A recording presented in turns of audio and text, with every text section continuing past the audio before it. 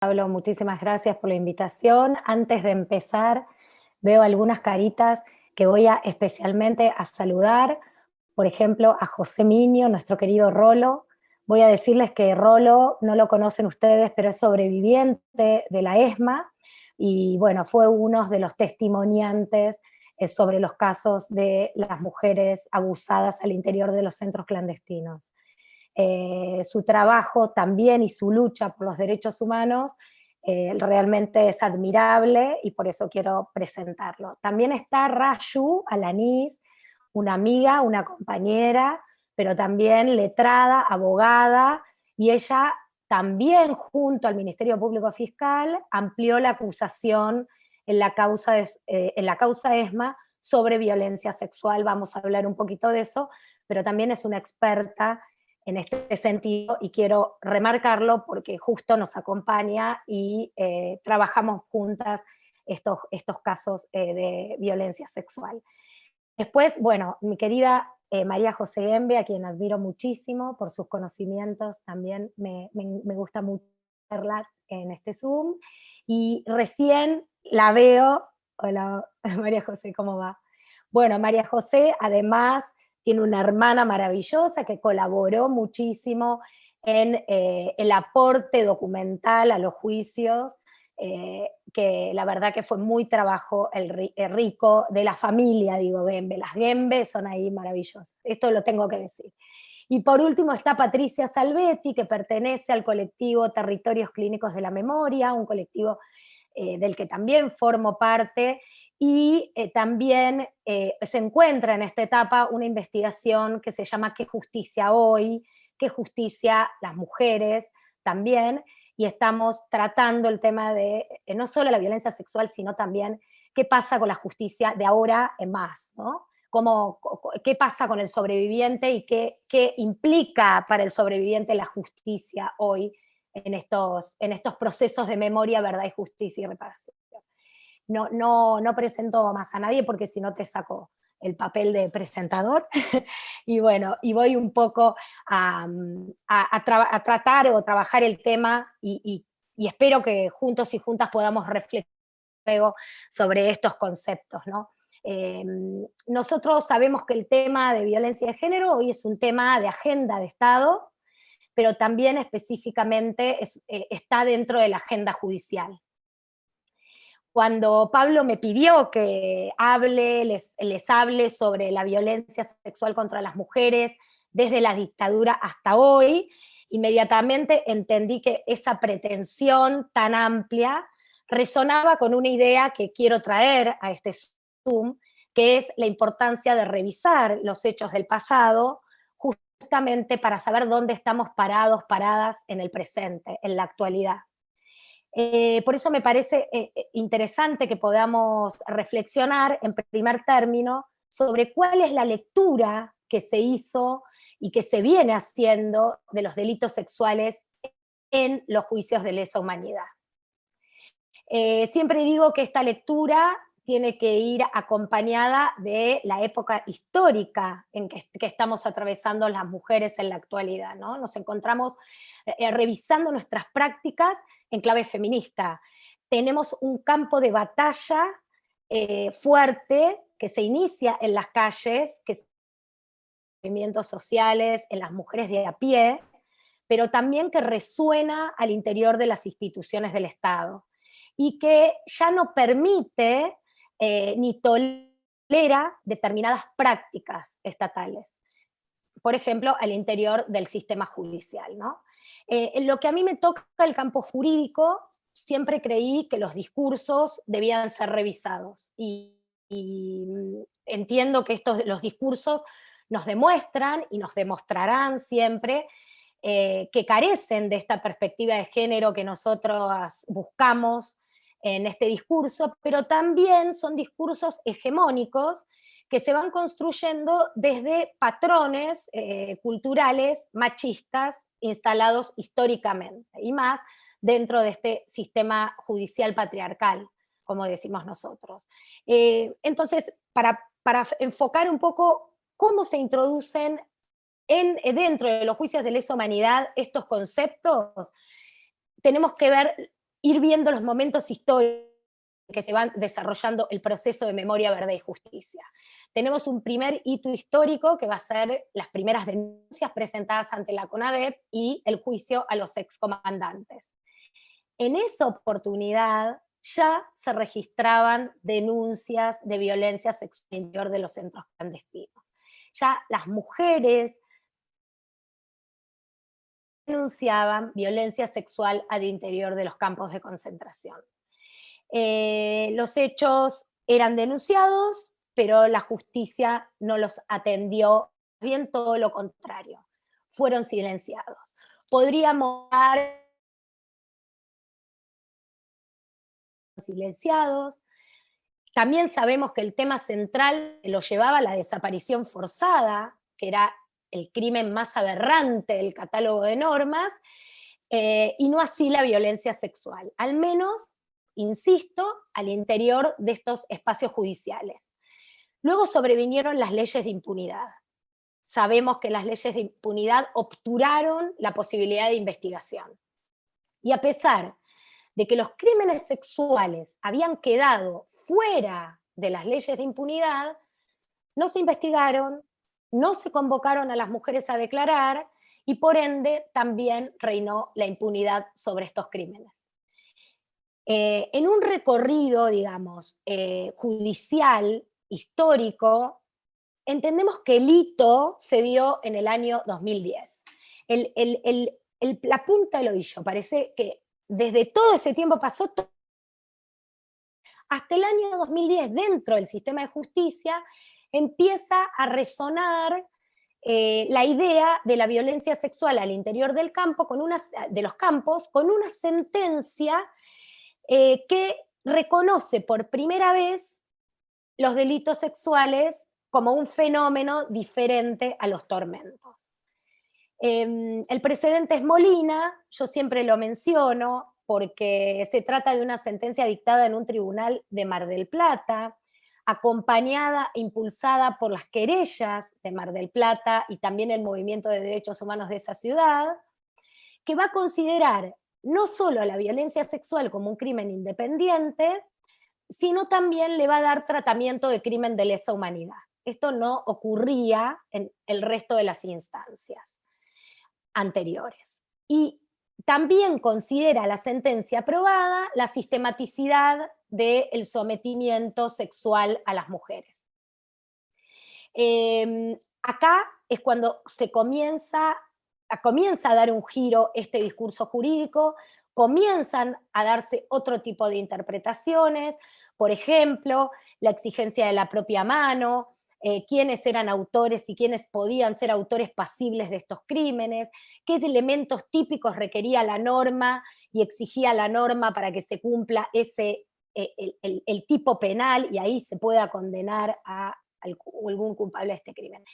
Este antecedente, este pronunciamiento, también acompaña otro pronunciamiento del año 2010 también, de la misma época, en el Juzgado Federal número 1 de Tucumán.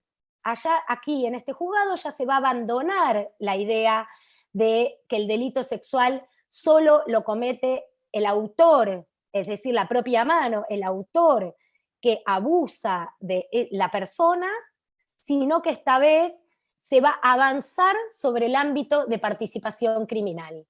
No se va a considerar perpetrador solamente a quien cometió el hecho, sino también a quienes ocupaban cargos jerárquicos, a quienes estaban al mando del campo y a los mandos, tanto intermedios como los mandos mediatos, los mandos más altos, los mandos superiores.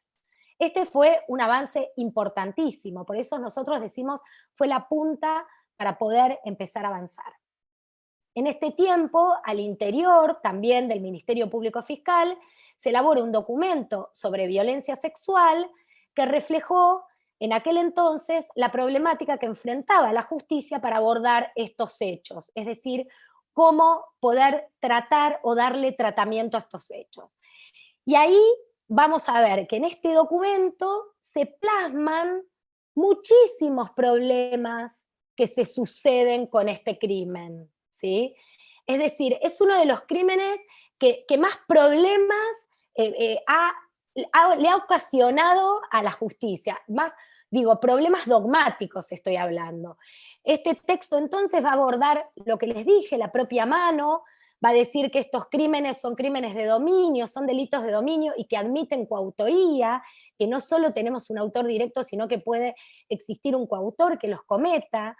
Este documento también nos va a hablar de la instancia de la acción penal, otra forma sacramental que exigía la norma, que decía que estos hechos, al ser de ámbito privado, debían ser instados penalmente por la víctima, pero también se debatió si la víctima lo denunciaba, no era necesaria la fórmula sacramental, porque la víctima ya estaba queriendo impulsar la acción.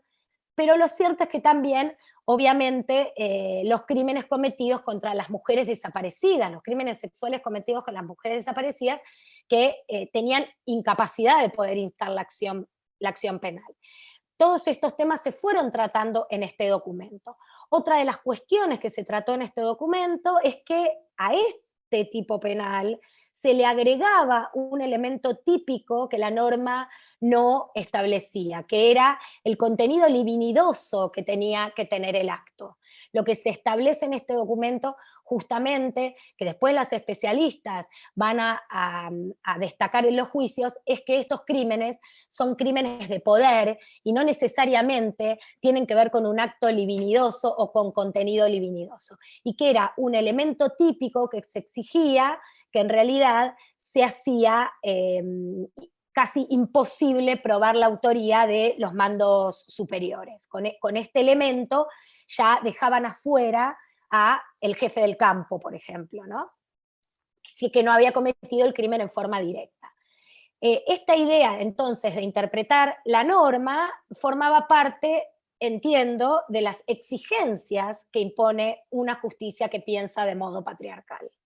Desde las instancias judiciales, entonces, fue necesario hacer una mirada adecuada de lo que le ocurría con las mujeres durante la dictadura militar y qué tipo de delitos se habían cometido al interior de los centros clandestinos.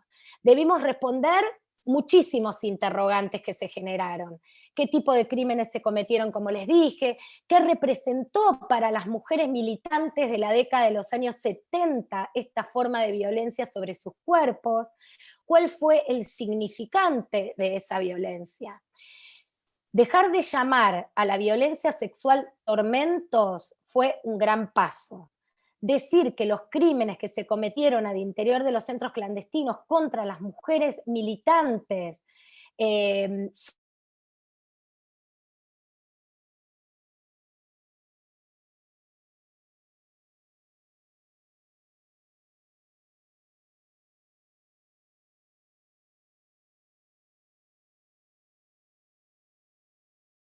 a las mujeres. Y tuvimos que releer una vez más esos testimonios, pero esta vez en clave de género. Los relatos de las víctimas que escuchamos en el juicio permitieron entonces probar un claro objetivo que tenía el terrorismo de Estado sobre esas mujeres. Demostrar supremacía, dominación, disciplinamiento, demostrar poder, castigar esa insubordinación de esas mujeres sobre esos roles históricamente asignados a ellas. Fueron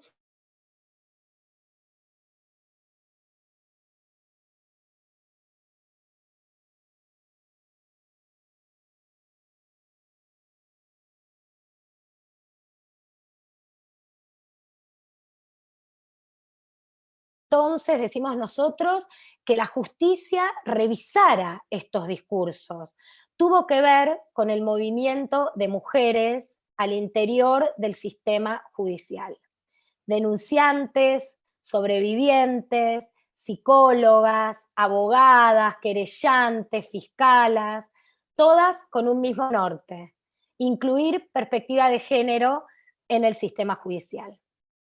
También entonces se dio lugar a introducir discursos nuevos que el sistema judicial no estaba preparado para escuchar. Por ejemplo, las especialistas antropólogas. Fue convocada a uno de los juicios Rita Segato, la antropóloga Rita Segato, con experiencia vasta en temas de violencia de género y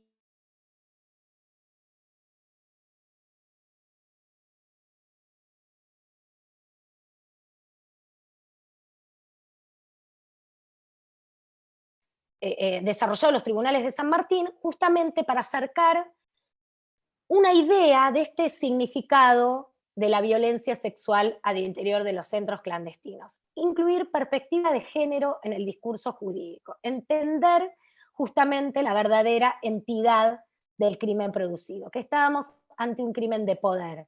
Nosotros decimos llamar a las cosas por su nombre, y con esto una necesidad imperiosa de reparar el daño causado, como una de esas, la cuarta pata de el proceso de memoria, verdad, justicia y reparación. Y fundamentalmente demostrar que en el campo jurídico las interpretaciones históricas y políticas no pueden estar disociadas unas de otras, porque los juicios de lesa humanidad nos permiten encontrar y buscar justicia, es cierto, reparación también, pero también traen un sentido colectivo, decimos nosotros, una necesidad de reivindicar un determinado modelo de país, un determinado modelo de sociedad, una sociedad más justa. Eso es lo que se trata en los juicios de lesa humanidad. Quiero volver un poquitito, porque me lo pidió Pablo, a determinadas normas que fueron evolucionando en nuestro país justamente en la protección de las mujeres. Me voy a remontar al Código Penal de 1921, nada, mínimamente, un código terrible para el tema de los crímenes sexuales, ¿no?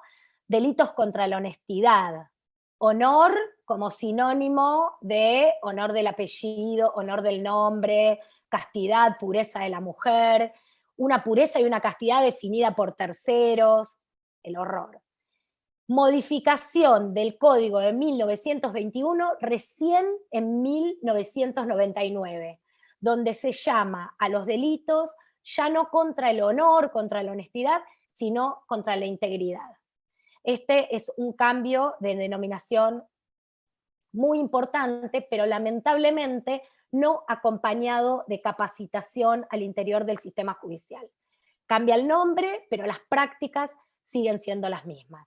Pasaron, por ejemplo, muchos años para que recién en el año 2012 se derogara la figura del advenimiento. Ustedes se acordarán, una figura que establecía la conciliación entre la víctima y el victimario si la víctima aceptaba, y se deroga en marzo de 2012 tras el femicidio, y la quiero recordar, de Carla Figueroa, una mujer a quien autorizan a casarse con quien la violentaba y este hombre la asesina. A partir de ahí, la figura del advenimiento en nuestro país fue derogada. Como verán, la violencia de género constituye una de las más graves violaciones a los derechos humanos y deriva de una desigualdad histórica entre los hombres y las mujeres en todos los ámbitos de la vida social. Resoluciones, leyes, recomendaciones,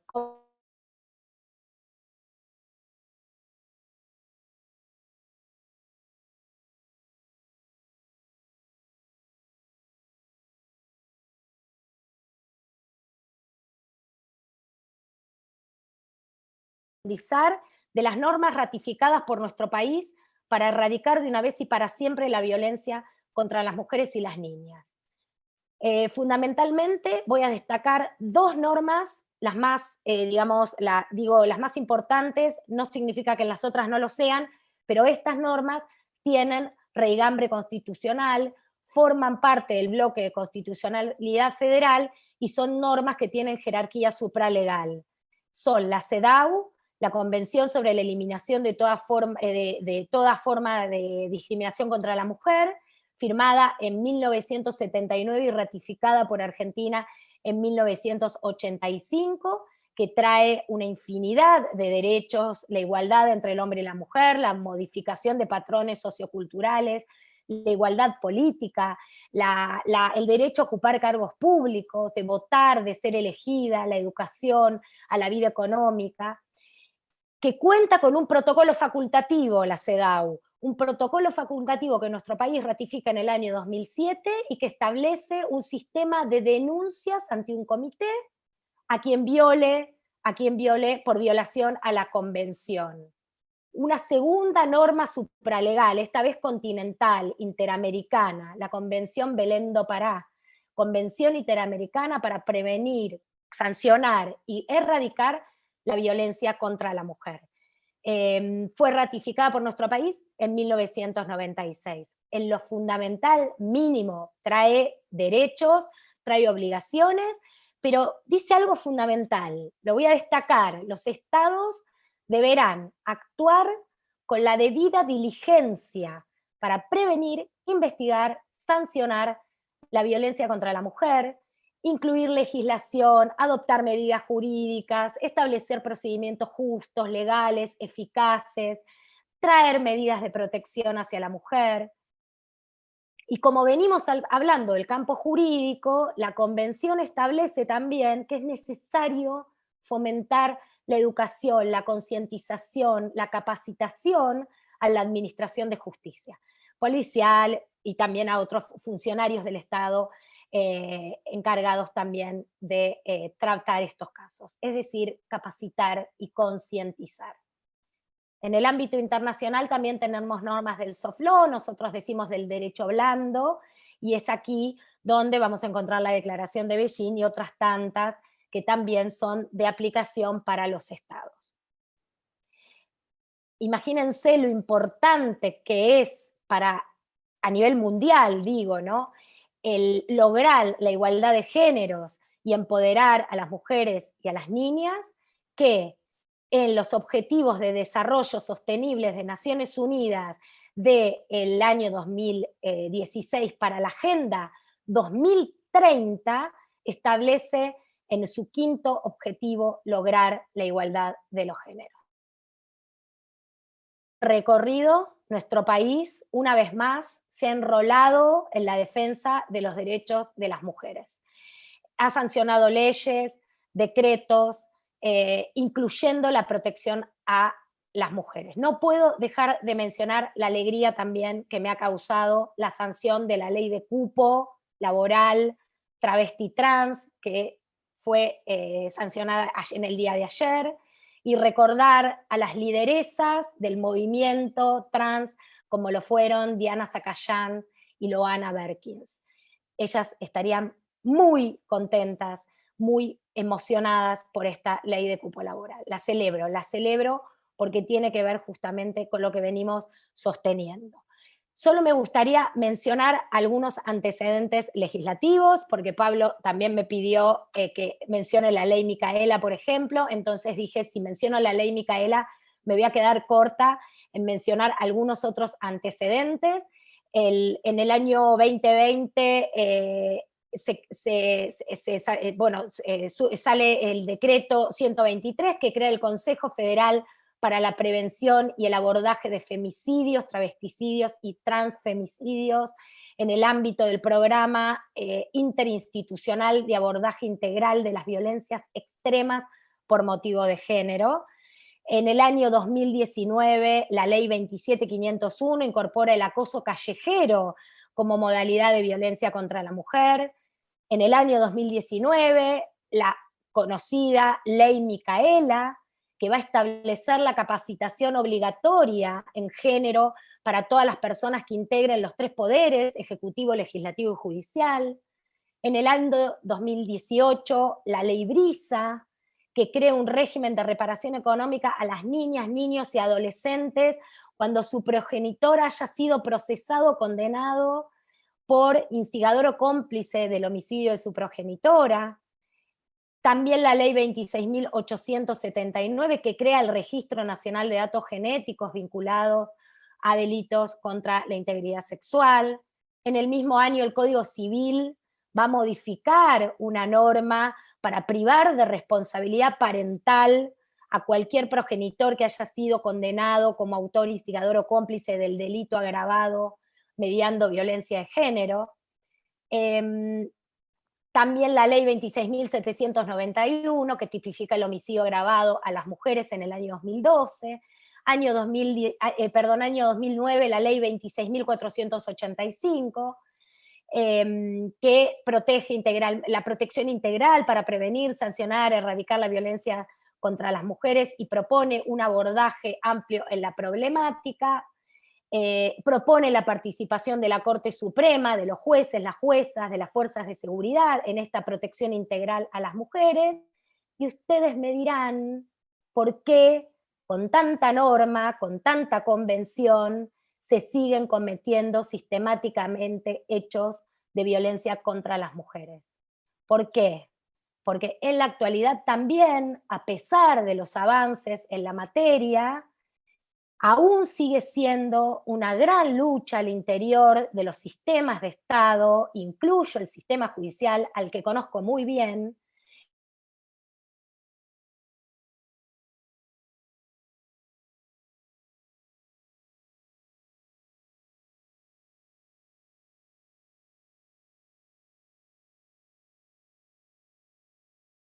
De memoria, verdad, justicia y reparación hoy, en la actualidad, seguimos sorteando los mismos obstáculos que teníamos en el año 2010. Que se reconozcan los crímenes sexuales en los espacios concentracionarios. Siguen siendo una tarea ardua condenar a los responsables de los crímenes. Sigue siendo una tarea ardua que una sentencia judicial repare a las víctimas de estas violencias, específicamente que consigne un artículo en la parte dispositiva, un número en la parte dispositiva que realmente repare a las víctimas de estas violencias. Entiendo que tenemos una gran tarea por delante.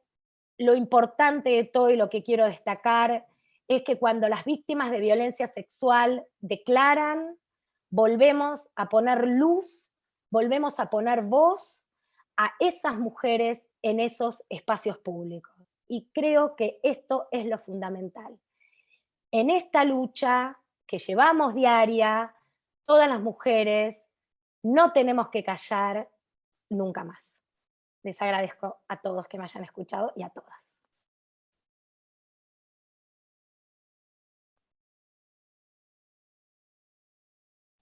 Bueno, muchas gracias, Mercedes. Impresionante. Ahí acabo de...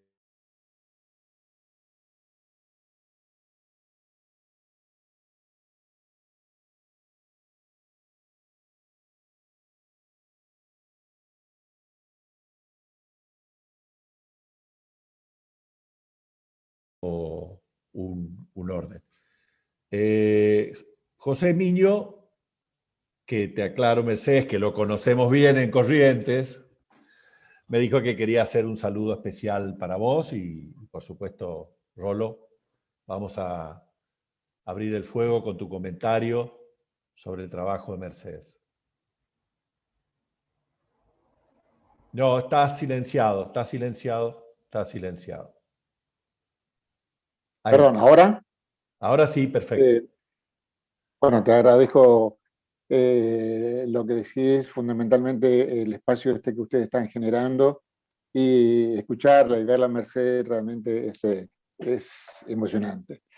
Yo el comentario, no quiero salir del contexto en que está planteado este conversatorio, pero me gustaría compartir con ustedes una situación que yo viví en las veces que pude declarar en la causa de la ESMA, en donde Mercedes era fiscal nuestro.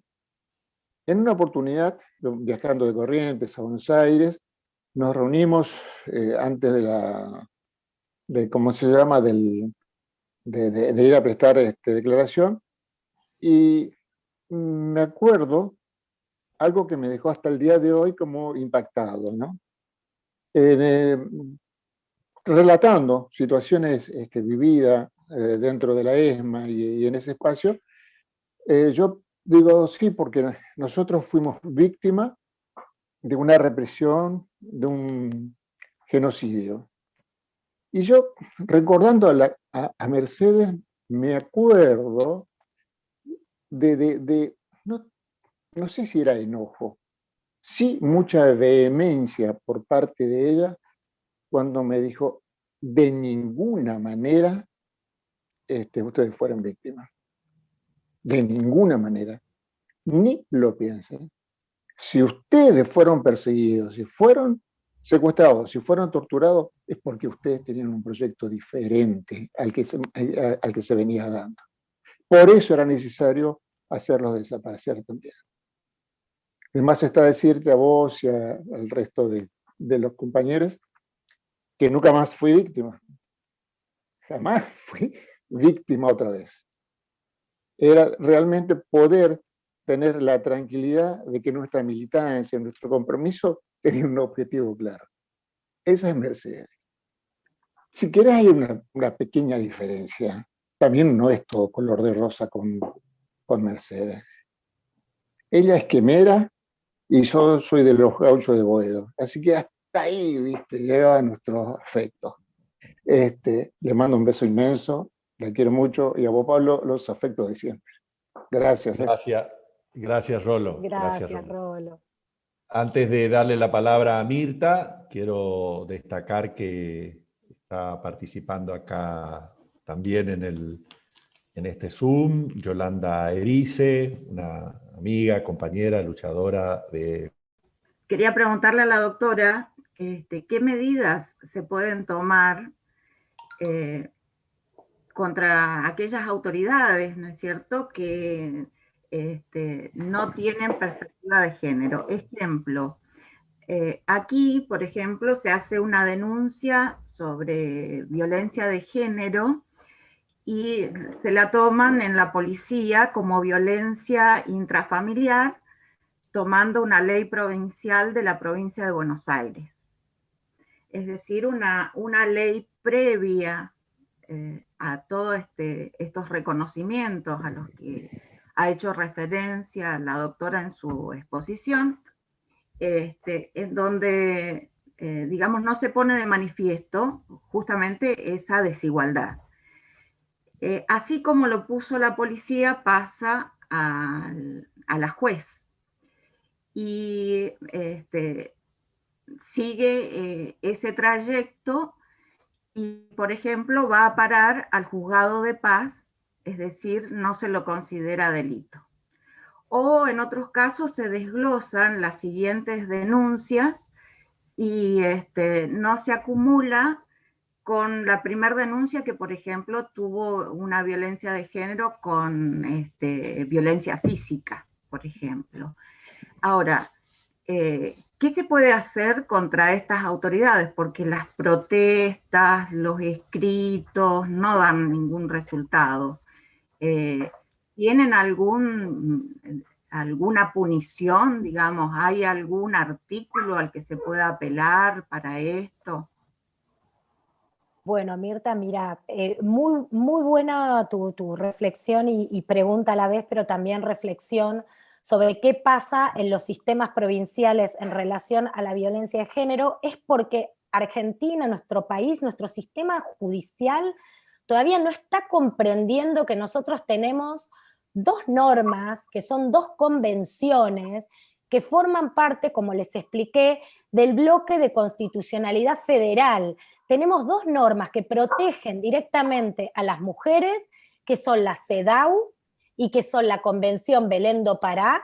Esas dos normas tienen que estar por encima de las leyes provinciales, que estipulen otra cosa diferente, por supuesto, por encima de cualquier interpretación que quiera hacer un juez en solitario desde su despacho, porque esas dos normas son constitución.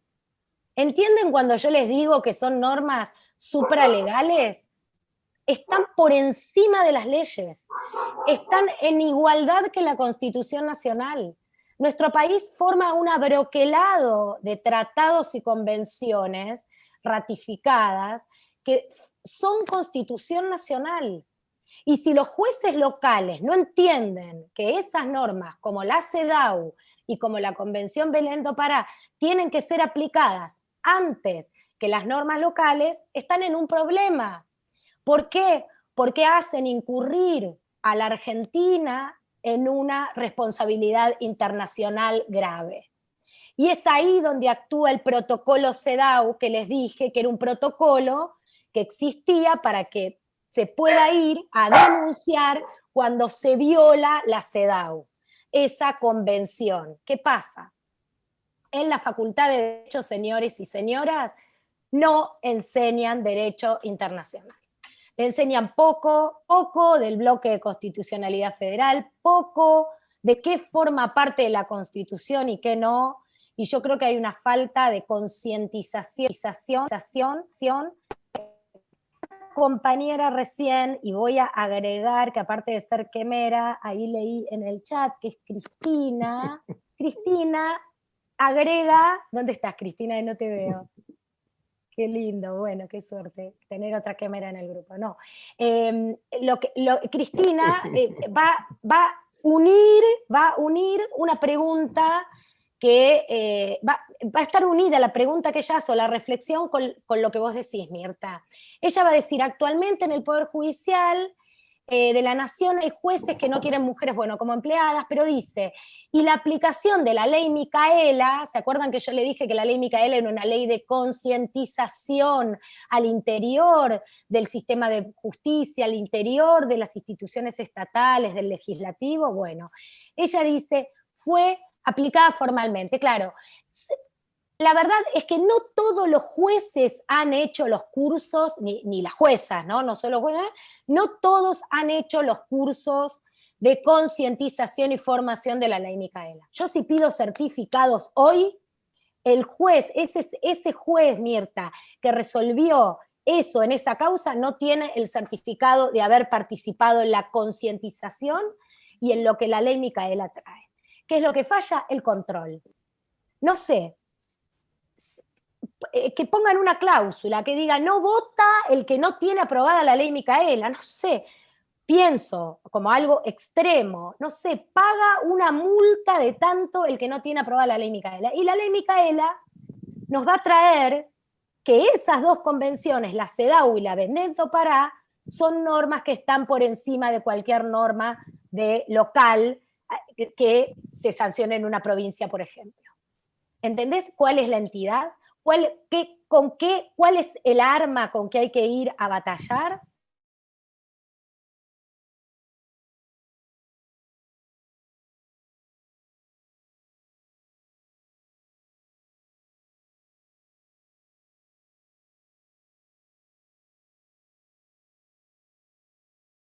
Si no concientiza a los jueces, y bueno, quien viole la CEDAW viola también normas internacionales. Y ese juez, en solitario, va a ser responsable y quien va a responder es el Estado argentino.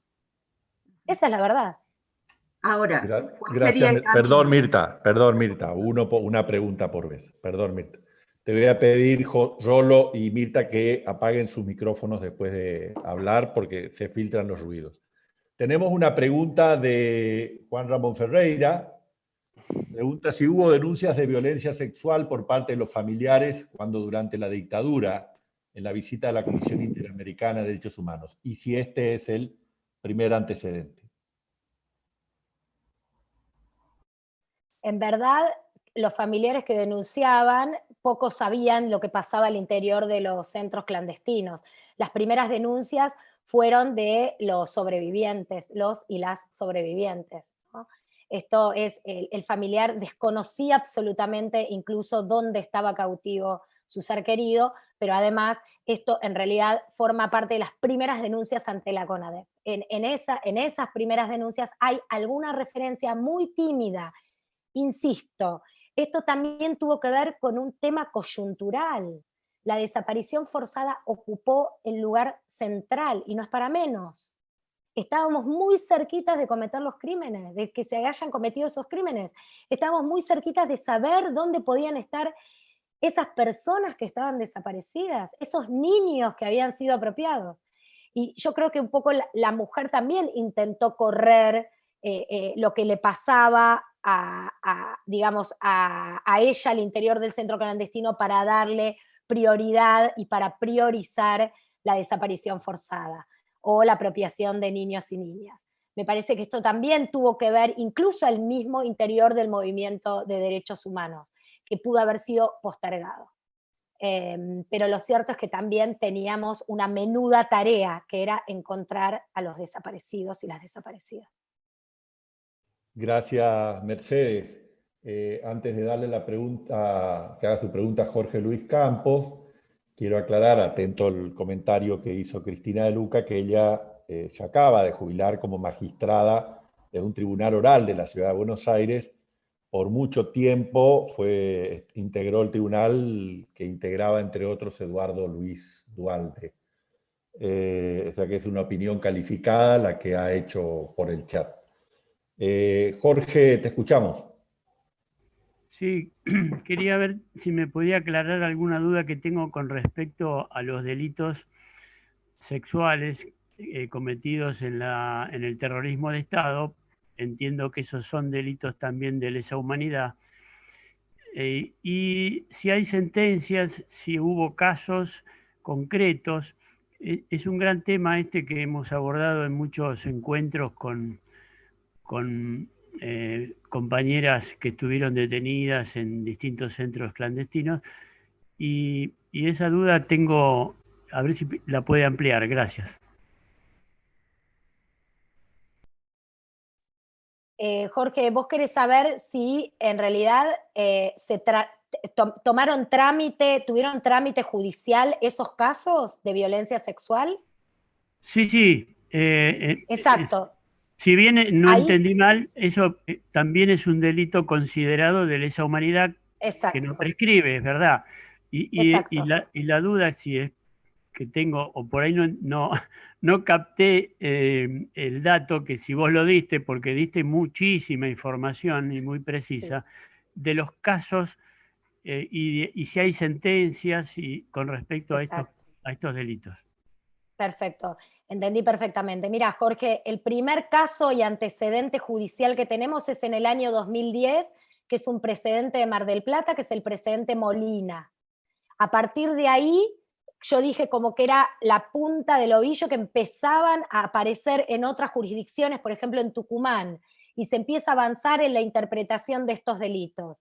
Hoy ya llevamos varias condenas, pero igual, de todos modos, a pesar de ello, a pesar de la lucha que tenemos las mujeres al interior de este sistema judicial para visibilizar estos crímenes, todavía cuesta que la justicia abra completamente y dé lugar a que en todos los centros clandestinos se cometieron crímenes sexuales contra las mujeres. Esto todavía es muy duro al interior de la justicia. Y como les explicaba, todavía arrastramos los mismos obstáculos del año, del año 2010. Aquellos obstáculos que el Ministerio Público Fiscal había marcado en el año 2010 todavía no fueron superados. Y eso es grave. Y eso es grave por el momento histórico en que nos estamos moviendo. Y yo creo que la gravedad, volviendo un poco a lo de Mirta, la concientización tiene que ver con la falta de concientización y capacitación al interior del sistema judicial. Pasa, es un delito más, es un tormento más. Y la idea es que esto no es un tormento más, que es un crimen especial, específico, cometido contra las mujeres para disciplinarlas justamente, y justamente como un crimen de poder, decimos nosotros. Gracias, Mercedes. Le voy a pedir a Rayu Alanis, que hizo un comentario en el chat, que evidentemente estaba relacionado con tus comentarios, pero quedó desfasado temporalmente y no se entiende bien. Rayu. Ay, justo te estaba escribiendo. No, a lo que nos referimos cuando el compañero le preguntó a Mecha recién sobre la violencia sexual y si en la CONADEP, no, perdón, cuando vino a la comisión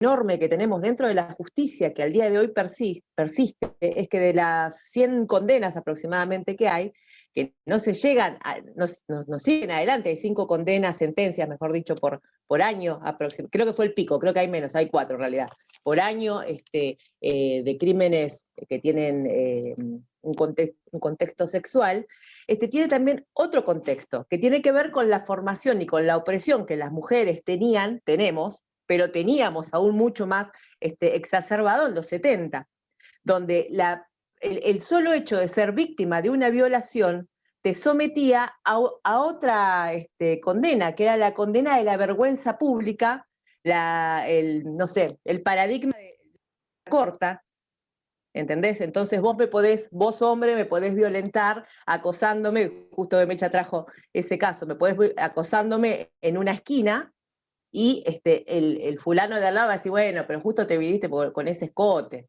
Entonces, ¿qué querés?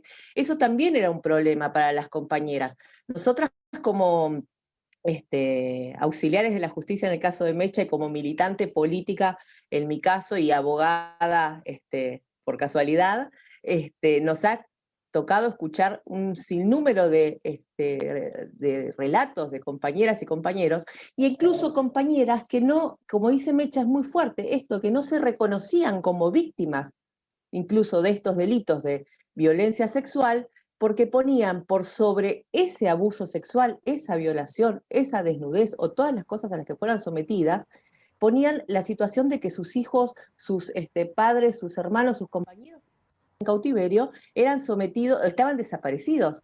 Yo recuerdo un caso que a mí me marcó mucho en este juicio que estábamos con Mecha, en el de la mega causa ESMA, cuando vino una compañera que cuando fue sus hermanos secuestrados, tenía 13 años, 14 años, ella cuenta que la llevan a un lugar, que ese lugar obviamente era la ESMA, y ella fue abusada, y ella nunca reconoció que fue secuestrada y que fue víctima del secuestro, de la desaparición forzada, más allá de que ella sobrevivió, ni que fue abusada. O sea, el norte de ella, una mujer ya de 40 y pico de años, para el momento que fue a declarar, de más de 40 y pico de años, cuando tuvo la posibilidad de declarar por primera vez, no se da cuenta que ella era esa, porque lo que ella necesitaba era la justicia por su hermano. Y eso es parte también de este sistema de opresión, de doble opresión y de triple opresión que sufrimos las mujeres, que lo seguimos sosteniendo, porque después también, yo ahí tengo algunas divergencias con Mecha, por ejemplo, la ley Micaela, bueno, fantástico, pero ¿quién dicta la ley Micaela?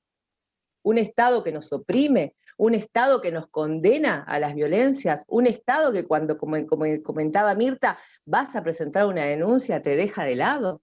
¿Un Estado que en la sentencia de ESMA, que fue, ya me olvidé cuándo, en 2012 empezó ese juicio, 2016, cuando nos dijeron, está bien, esos casos que denunciaron Mecha, Rayo y demás, hay que llevarlos adelante.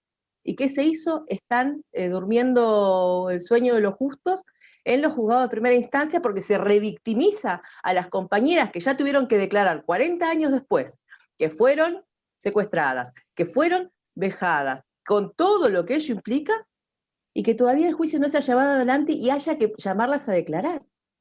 O que nos exijan, como decía Mecha, que las compañeras desaparecidas presten un consentimiento para que podamos perseguir el delito sexual. Entonces, eso es lo que quería decir.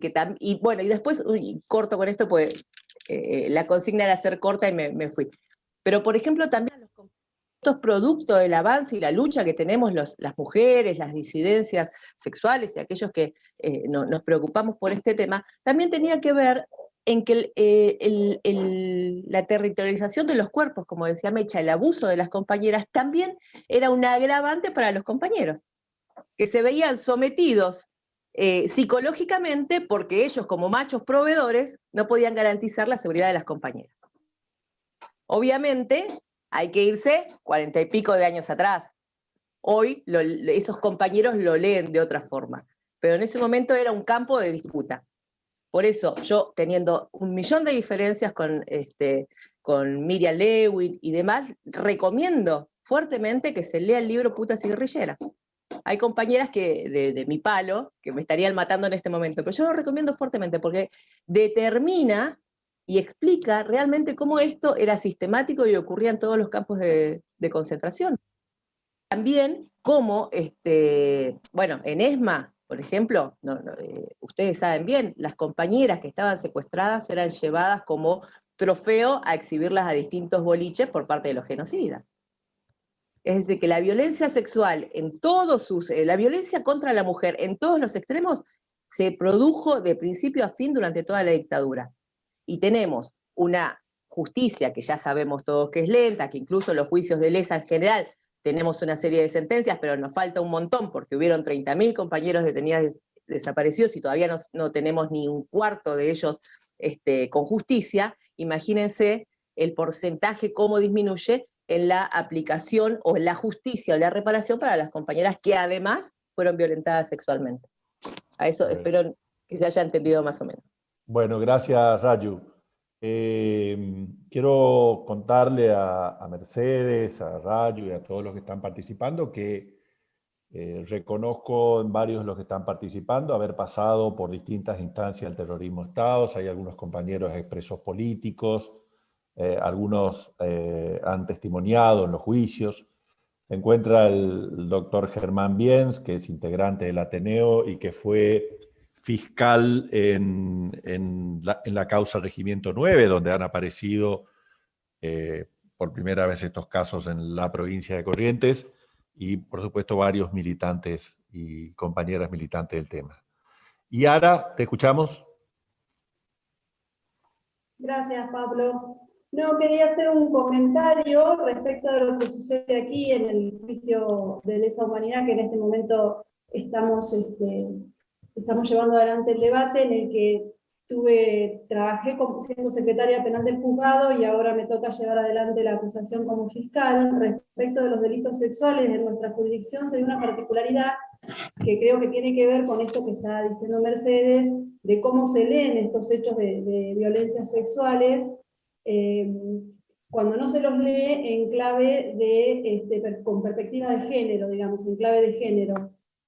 Aquí lo que se dio en el segundo juicio que se hizo fue que 4 personas relataron ante el tribunal oral en ese momento haber sufrido distintos tipos de abusos sexuales. 2 de ellos con acceso carnal y 2 no. Y cuando se remitieron las actuaciones a primera instancia y se discutió esa cuestión, la Cámara Federal de Apelaciones de Bahía Blanca dicta una resolución diciendo que solo podían juzgarse como delitos sexuales que no habían prescripto y que debían considerarse de lesa humanidad aquellos en los que había mediado un acceso carnal. En los que habían sido abusos sexuales simples, en la terminología del código anterior a 1999, no. Esos abusos integraban los tormentos.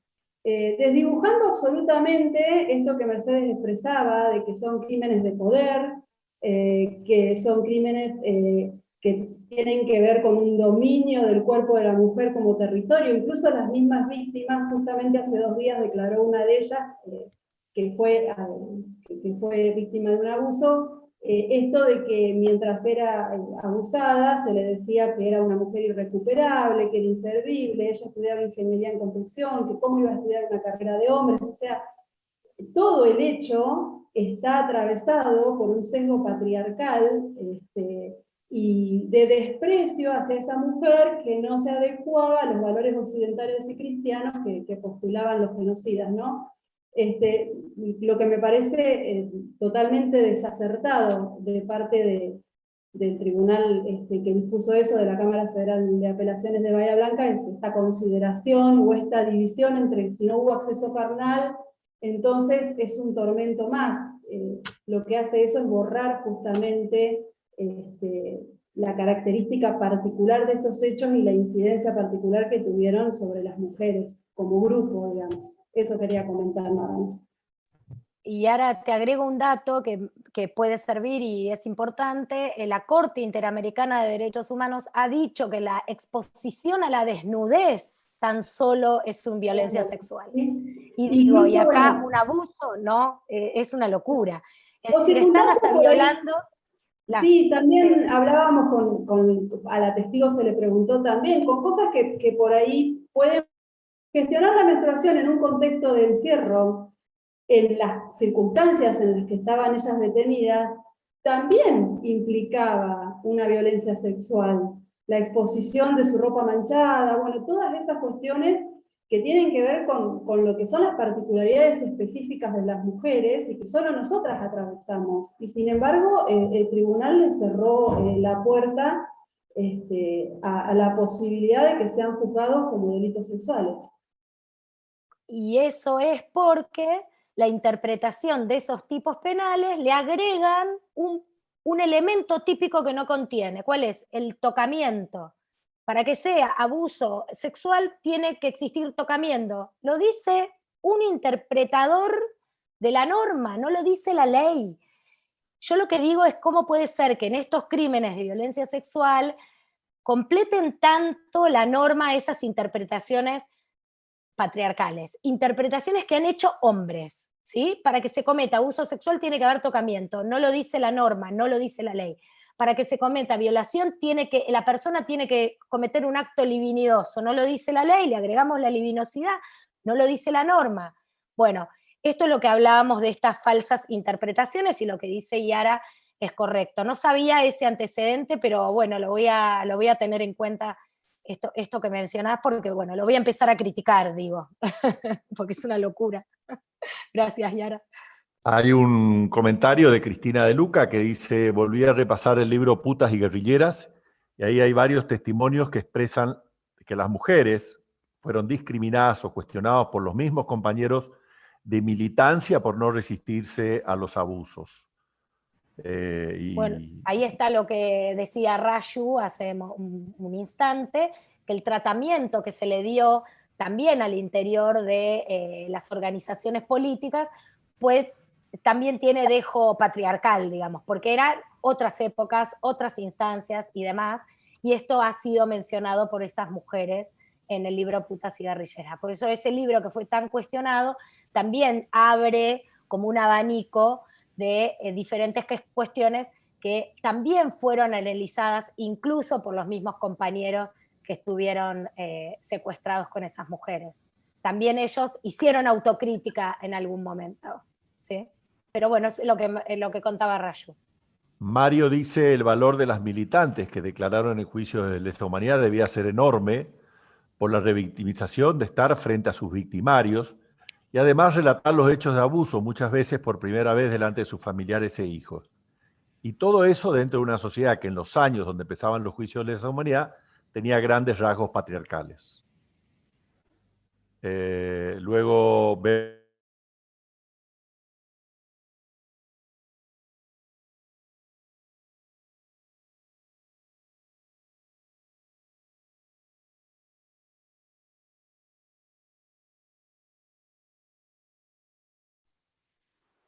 Viviana. perdón, dale. Disculpame, ¿Se me me pareció escucha? Silvana. Sí, te escuchamos perfectamente. Bueno, fantástico. No, muy breve. Primero, muchas gracias, Yara, por tu trabajo. Vivo en La Pampa, estoy siguiendo todas las audiencias, formo parte del dispositivo de acompañamiento a las víctimas. Mi primera experiencia, no pude estar en el anterior juicio, el segundo. Así que primero, gracias por tu postura, me ha gustado mucho escucharte y conocerte mejor en este encuentro. Y por otro lado, bueno, varias de las últimas cosas que dijeron me hacía pensar en un entrecruzamiento, quiero decir,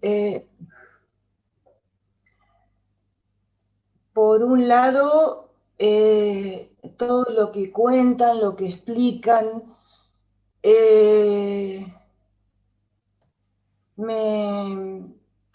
lamentablemente me hace pensar en cuánto desconocimiento de las leyes internacionales en materia de derecho penal y en materia de derechos humanos existe al interior del Poder Judicial. Eso en primer lugar. Y luego entonces, obviamente, si se desconoce eso como, por ejemplo, la tipificación de delitos sexuales en el Estatuto de Roma, si se desconoce eso, ¿cómo no se va a desconocer o tergiversar lo que se entiende por perspectiva de género? Es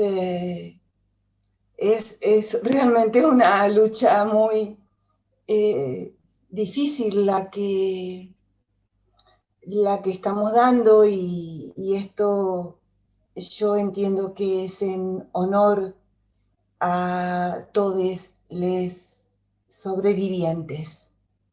Y por eso a todos, que algunos están aquí, muchísimas gracias. Con esto termino mi comentario.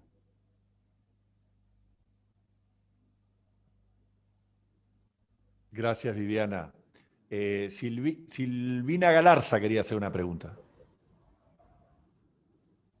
Buenas noches a todas y a todos. Soy Silvina Galarza, aquí de Corrientes. Escuchando la reflexión de todos y de todas, me surge lo siguiente. Efectivamente, el reconocimiento de la mujer dentro de la sociedad, porque de eso se trata, es una lucha de poder. Y es una lucha de poder, como decimos en Corrientes, desde allá a Ité. Es decir, desde allá lejos. Venimos desde hace mucho tiempo peleando por ese lugar. Hay muchas mujeres muertas en el camino de la historia, reclamando su lugar. Las compañeras que fueron violadas, que fueron violentadas, y las que hoy lo siguen siendo. Siempre digo, para traer un ejemplo de la política, puede haber muchos. Cristina Fernández y Milagro Sala,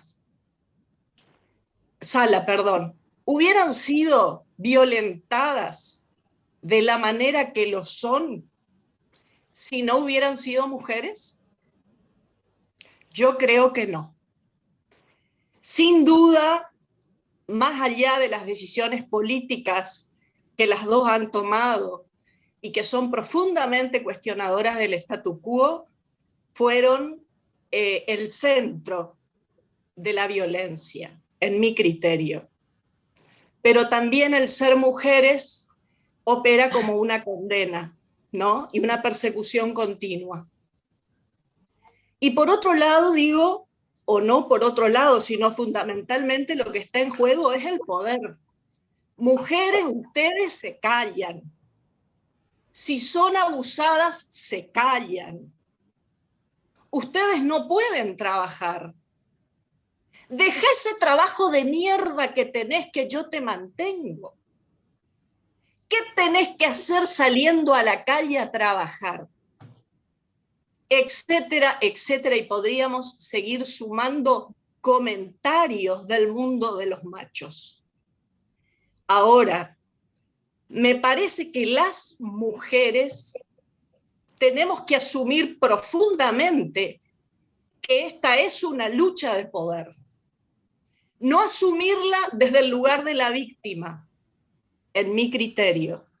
Asumirla como una lucha de poder. Porque las mujeres siguen muriendo.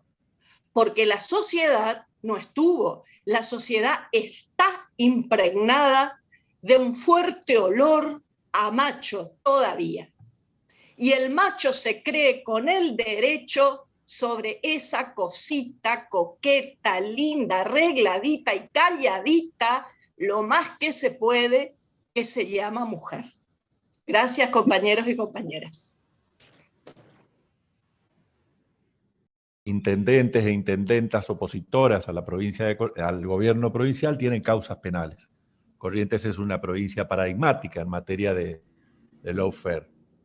El caso concreto que quiero plantear es el caso de una compañera, ex intendenta de Perú Gorría, que estuvo detenida 6 meses en una comisaría de hombres, compartiendo baños con hombres, porque era parte de las amenazas y de los pedidos que se le hacían, que si declaraba imputando a dirigentes nacionales del peronismo iba a tener mejores condiciones carcelarias, y en ese contexto sufría permanentemente humillaciones y vejámenes, como revisaciones ginecológicas frente a 5 policías, compartir el baño con hombres, su celda ubicada al lado de solamente con hombres que la hostigaban sexualmente, y que solamente la intervención del Comité contra la Tortura de la provincia de Corrientes permitió que cesaran, permitió que las mismas terminaran y que pudiera recibir prisión domiciliaria. La compañera por el momento no quiere hacer denuncia porque el propio tribunal la amenaza de que si esto sale a la luz, si esto se comenta, vuelve a la misma comisaría. Respetamos su decisión, ella lo hace público a quienes quieran conocer de su historia, por eso yo lo cuento acá, pero no lo ha decidido hacer todavía la formalización hasta tanto no termine su prisión domiciliaria. Es decir, la persecución judicial es extrema en la provincia de Corrientes, así que era mi obligación, tratando el tema de violencia sexual contra las mujeres, narrar este caso. Bueno, a ver, Mercedes, ¿algún comentario más que quisieras hacer? Porque veo que no estamos teniendo preguntas. Bueno, primeramente quiero agradecerles, y yo siempre termino con una frase que me gusta mucho, porque la repito y la repito hasta el cansancio, que es de María Florencia Alcaraz, a lo mejor alguna de ustedes la conoce, y me parece que resume un poco lo que estuvimos hablando hasta ahora, que dice: no hay una sola memoria. Las memorias son muchas, son colectivas, son feministas. Nunca más una historia sin mujeres y las disidencias. Nunca más una historia sin nosotras. Me parece que es algo maravilloso, así que les voy a agradecer a todos y todas por haberme escuchado a estas horas, a estas altas horas, que estamos todos cansados y cansadas.